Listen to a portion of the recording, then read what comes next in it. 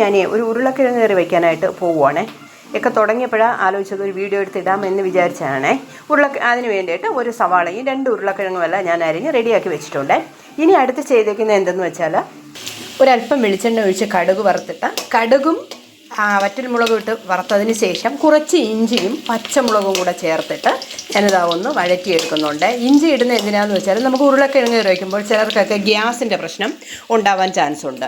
ഈ ഉരുളക്കിഴങ്ങ് കറി വയ്ക്കുമ്പോൾ ഇഞ്ചിയും വെളുത്തുള്ളി വേണമെങ്കിൽ വെളുത്തുള്ളിയും ചേർക്കാം. വെളുത്തുള്ളിയും കൂടെ ചേർത്ത് വയ്ക്കുവാണെങ്കിൽ ഗ്യാസിൻ്റെ പ്രശ്നം ഉണ്ടാകത്തില്ല. ഇതുപോലെ ഇഞ്ചിയും പച്ചമുളകും കൂടെ ഒന്ന് നല്ലവണ്ണം വഴറ്റിയെടുത്തിട്ട്